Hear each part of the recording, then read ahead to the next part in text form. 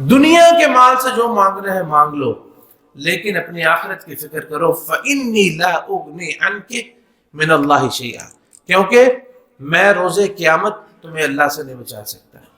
تو یہ ترغیب آپ اپنے پیاروں کو دلائیے، اپنے قریش کو، بنی عبد مناف کو، پھر اپنے چچا کو، پھر اپنی پھوپھی کو، اپنی بیٹی کو، سب کو یہ چیز سکھلا کے گئے۔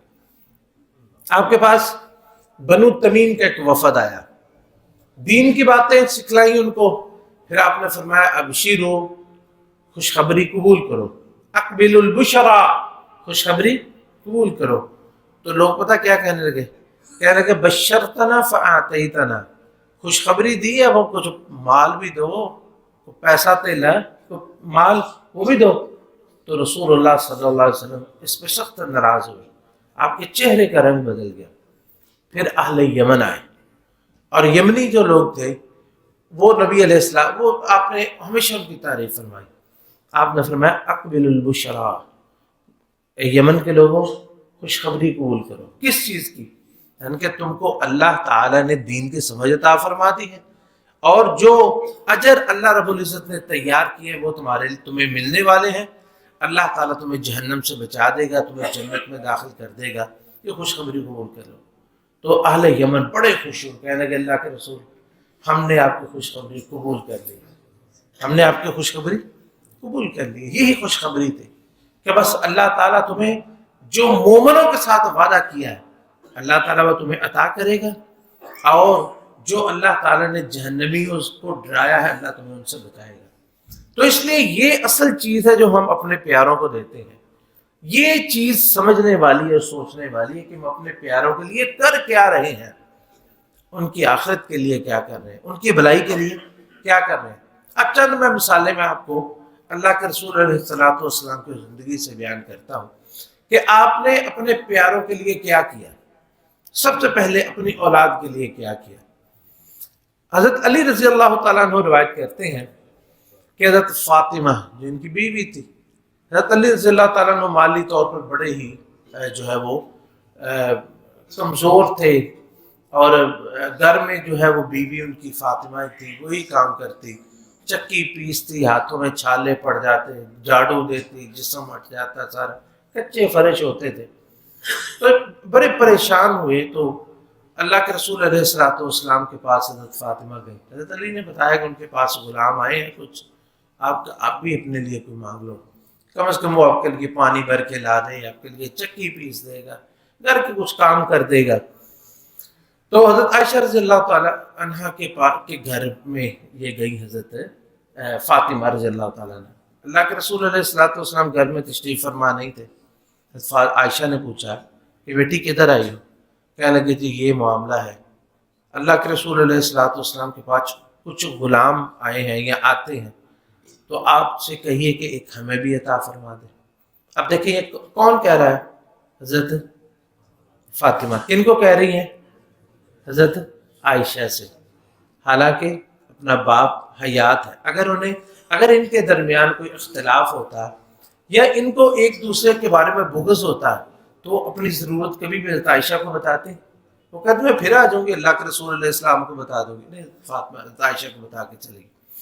حضرت عائشہ رضی اللہ تعالیٰ عنہ نے پوری ایمانداری کے ساتھ، نبی علیہ السلام آئے تو آپ کو یہ بتایا کہ جی بیٹی فاطمہ آئی تھی اور ایک غلام کا سوال کر رہی تھی کہ غلام کو لونڈی مل جائے جو گھر کے کام کر دیا کرے۔ لیکن نبی کریم صلی اللہ علیہ وسلم نے سارے غلام جیسے بھی تھے وہ سارے تقسیم کر دیے، اور رات ہوئی تو آپ حضرت فاطمہ کے گھر تشریف لے آئے۔ حضرت علی رضی اللہ تعالیٰ عنہ کہتے ہیں ہم لیٹے تھے تو نبی علیہ السلام آئے، ہم اٹھنے لگے، آپ نے بیٹھے رہو، سامنے فاطمہ بیٹھی ایک طرف حضرت علی بیٹھے ہیں، انہیں کے بستر میں نبی کریم صلی اللہ علیہ وسلم خود بھی آپ بیٹھ گئے۔ حضرت علی فرماتے ہیں حتیٰ کہ آپ کے قدموں کی ٹھنڈک میں نے اپنے سینے پہ محسوس کی۔ تو آپ نے فرمایا کہ اٹھنے لگے، آپ نے فرمایا نہیں بیٹھے رہو، تو آپ نے پھر ان کو فرمایا کہ مجھے تمہاری بات پہنچ گئی ہے، میں تمہیں کوئی ایسی چیز نہ بتلاؤں، الا ادلکما علی خیر ما سألتما، تمہیں میں کوئی ایسی چیز نہ دوں جو تمہارے لیے غلام اور لونڈی سے بہتر ہو۔ پھر انہوں نے کہنے لگے کیوں نہیں اللہ کے رسول علیہ الصلوۃ والسلام؟ آپ نے فرمایا اذا آویتما الی فراشکما فسبحا 33، جب تم اپنے بستر پر آؤ 33 مرتبہ سبحان اللہ، 33 مرتبہ الحمدللہ اور 34 مرتبہ اللہ اکبر کر دیے پڑھ لیا کرو، یہ تمہارے لیے غلام سے بہتر ہے۔ کیا مطلب اس کا؟ اس کا مطلب یہ ہے کہ ایک تو یہ سو کے اٹھ کے جو تھکاوٹ ہوتی ہے نا انسان کو، اللہ تعالیٰ اس سے انسان کی تھکاوٹ کو دور فرما دیتے ہیں، اور دوسرا یہ کہ یہ تمہاری دنیا کے لیے بھی بہتر ہے، تمہاری آخرت کے لیے بھی بہتر ہے، غلام سے بہتر ہے، یہ تمہارے لیے غلام سے زیادہ کام کرے گا۔ تو دیکھیں کہ اگر ان کو ایک غلام دے دیا جاتا ہے، ایک لونڈی دے دی جاتی، ان کی زندگی آسان ہو جاتی، لیکن یہ نسخہ ہم تک کیسے پہنچتا؟ یہ نسخہ ہم تک کیسے پہنچتا؟ یہ کس نے پہنچایا؟ حضرت علی رضی اللہ تعالیٰ عنہ۔ حضرت علی رضی اللہ تعالیٰ عنہ اس حدیث کے راوی ہیں، چنانچہ آج 1450 سال گزرنے کے بعد بھی سب کو پتا ہے کہ رات کو سوتے ہوئے سبحان اللہ الحمدللہ اللہ اکبر پڑھنا ہے، اور اس کا اجر کس کو مل رہا ہے؟ فاطمہ کو اور علی رضی اللہ تعالی عنہما کو۔ تو اتنا اجر حضرت علی فرماتے ہیں، پھر میں نے یہ نہیں ہے کہ لوگ لینے کیا گئے تھے تو ہمیں تسبیحیں دے کے توڑ دیا، نہیں، حضرت علی رضی اللہ تعالیٰ عنہ نے اس کو یاد کر اپنے سینے کے ساتھ لگا لیا اور فرمایا میں نے مرتے دم تک کبھی بھی رات کو ان تسبیحات کو چھوڑا نہیں۔ کسی نے پوچھا جب جنگ صفین ہوئی تھی اس رات کو کسی کو جان اپنے آپ کا بھی ہوش نہیں تھا، فرمایا میں اس رات بھی نہیں بھولا، اس رات بھی میں نے ان کو پڑھا تھا۔ آپ دیکھیں یہ ہے نبی علیہ الصلوۃ والسلام کا اپنی اولاد کے لیے خیر خواہی، کہ ان کو دنیا دے دیتے، ایک غلام لونڈی دے دیتے، لیکن نہیں، آپ نے ان کو وہ چیز دی جو ان کے دنیا اور آخرت میں سب جگہوں پہ کام آنے والی ہے، یہ اپنی اولاد کی دی۔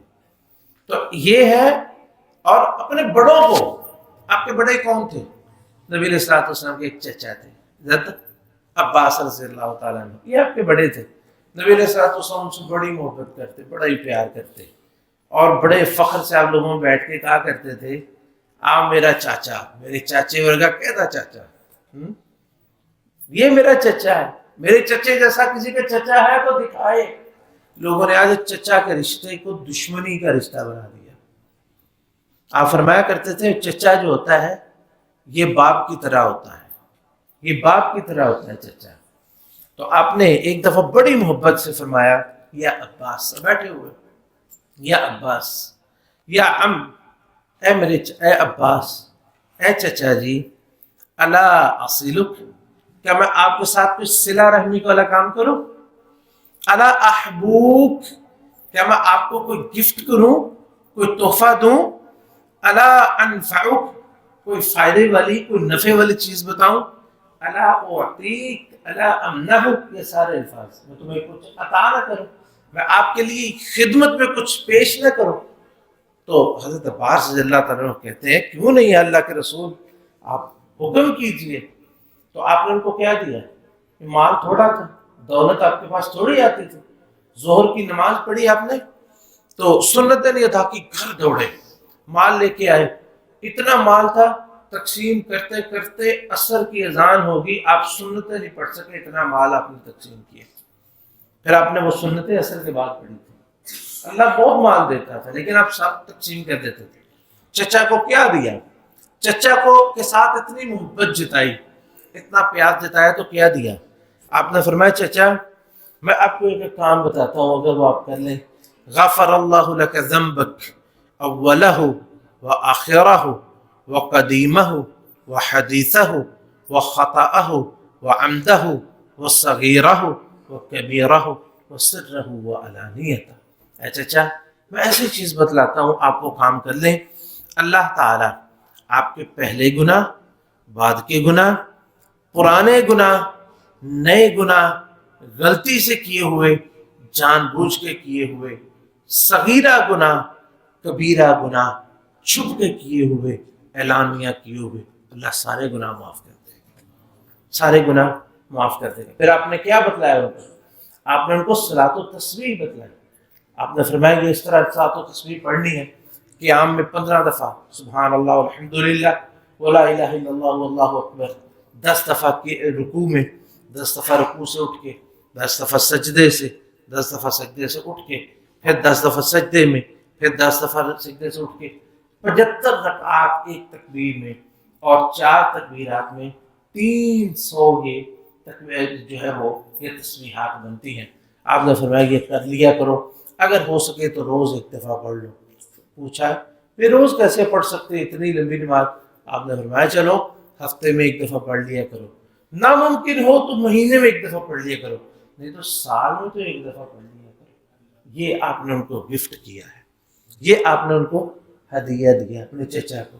ان کے ساتھ محبت جب جتلائی تو محبت کا یہ صلہ دیا. اور اسی طرح اسی لیے نہیں، ان کے لیے نہیں، بلکہ اب جن سے جو محبت کرتے تھے، حضرت معاذ بن جبل رضی اللہ تعالیٰ عنہ، ایک دفعہ آپ نے فرمایا یا معاذ، آپ نے ان کا ہاتھ پکڑا، یا معاذ واللہ انی لا احبک، یا معاذ واللہ انی لا احبک، اے معاذ اللہ کی قسم میں تم سے محبت کرتا ہوں. اللہ اکبر، کیسے خوش قسمت تھی.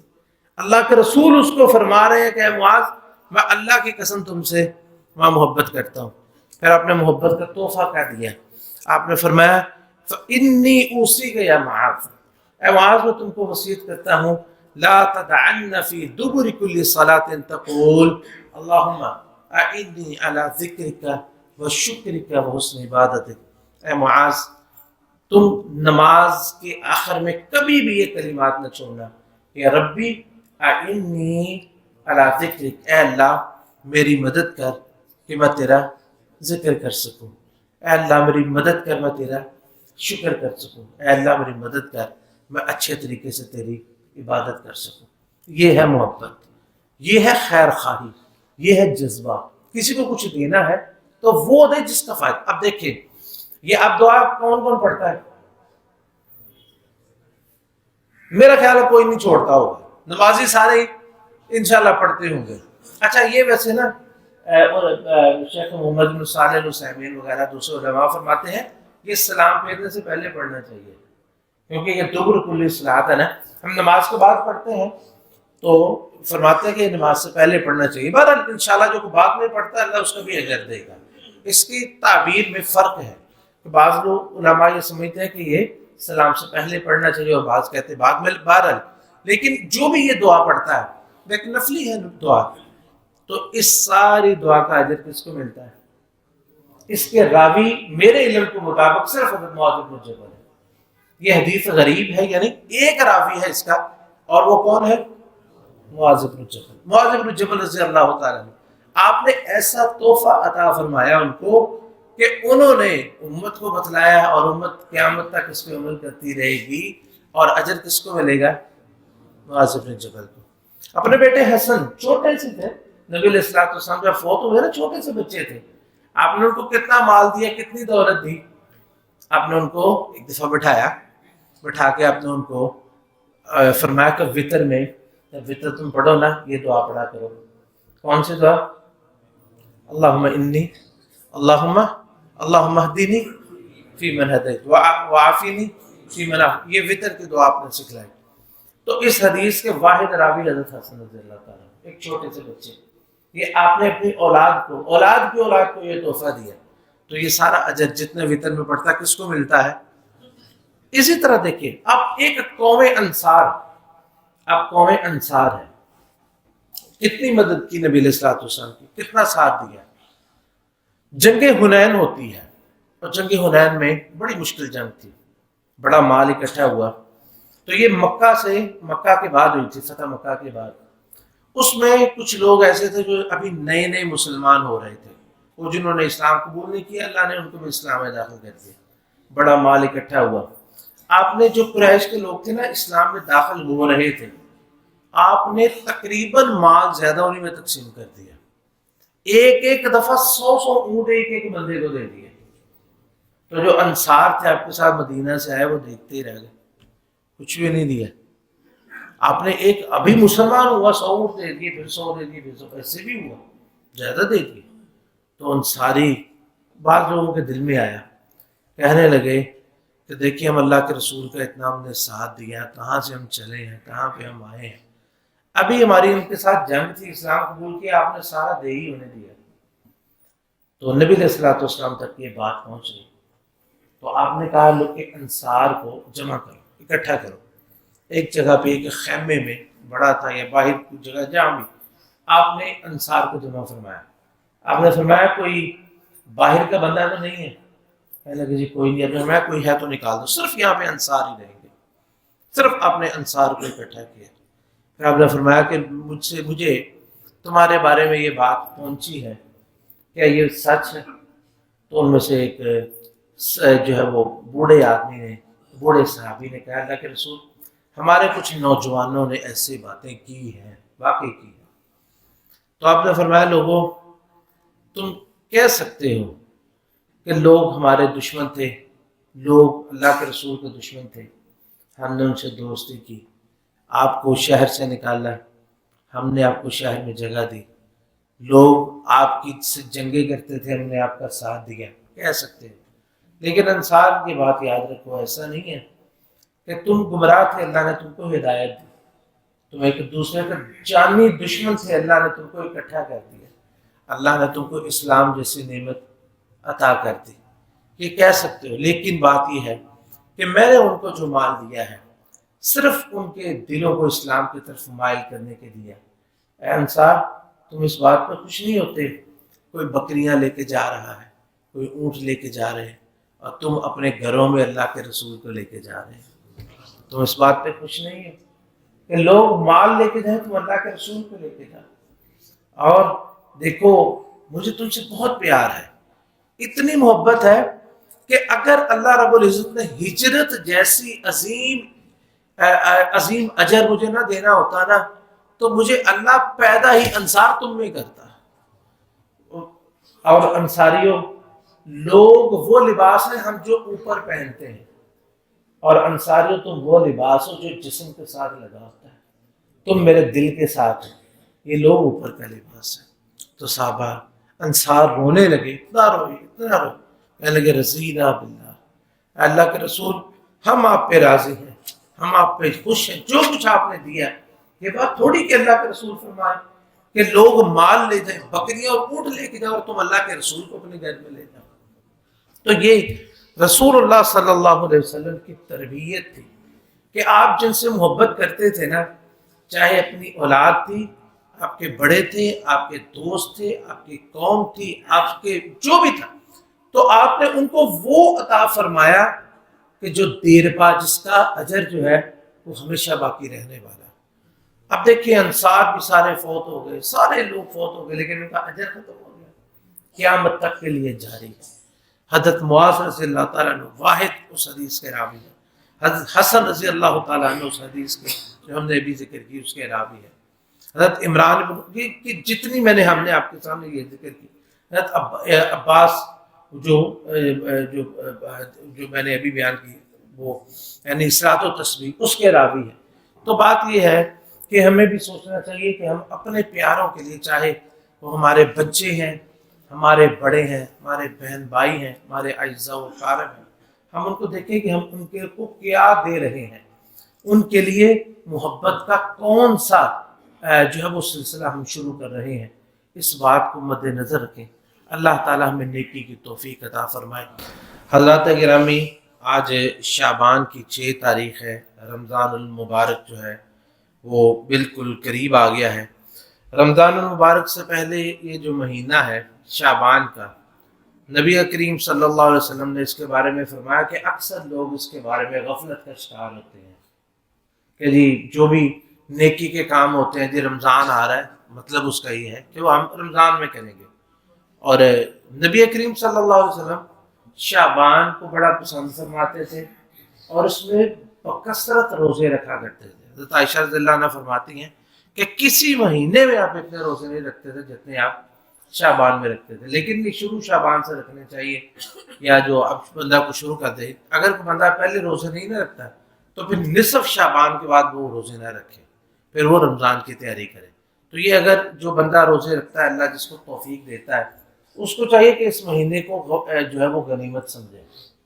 اور دوسری بات یہ جو نبی علیہ الصلوۃ والسلام نے فرمایا نا کہ لوگ اس مہینے میں کے بارے میں غفلت کا شکار ہیں، تو اس میں غفلت نہیں کرنی چاہیے۔ بہت سارے لوگ ہیں جو اپنے ہاتھ روک لیتے ہیں، اس مہینے میں صدقات و خیرات نہیں کرتے، ان کو روکے کیوں نہیں کرتے؟ کہتے کہ رمضان آئے گا تو پھر کریں گے۔ او میرے بھائیوں، جو پتہ ہے رمضان آنا ہے کہ نہیں آنا، آج جو ہم یا تو نہیں کہ ہم نے کھانا پینا بھی چھوڑ دیا ہے، سارے کام کرتے ہیں اور اللہ کے راستے میں کوئی کام کرتے ہوئے ہم رمضان کا انتظار کرتے ہیں۔ اس مہینے میں زیادہ سے زیادہ ان مہینوں میں خرچ کریں، بلکہ میں تو کہتا ہوں زکوٰۃ میں پہلے دے لیں، رمضان سے پہلے زکوٰۃ ادا کر لیا کریں، تاکہ رمضان میں اپنے خالص مال سے ہم خرچ کرنے کے قابل ہیں۔ بہرحال تو رمضان میں زکوٰۃ بھی دے، دوسرا مال بھی دے، تو یہ کہ اس مہینے کے بارے میں خاص طور پر ہمیں غفلت کا شکار نہیں ہونا چاہیے۔ اس مہینے کو زیادہ سے زیادہ عبادات کے لیے، اور خاص طور پر یہ جو ہے وہ روزے جو اس مہینے کے بارے میں آتا ہے، تو اس مہینے میں روزوں کا خصوصی طور پر اہتمام کرنا چاہیے، اور تاکہ ہم رمضان کے لیے اس کی تیاری بھی کر سکیں۔ اللہ تعالیٰ میں اس کی توفیق نصیب فرمائے۔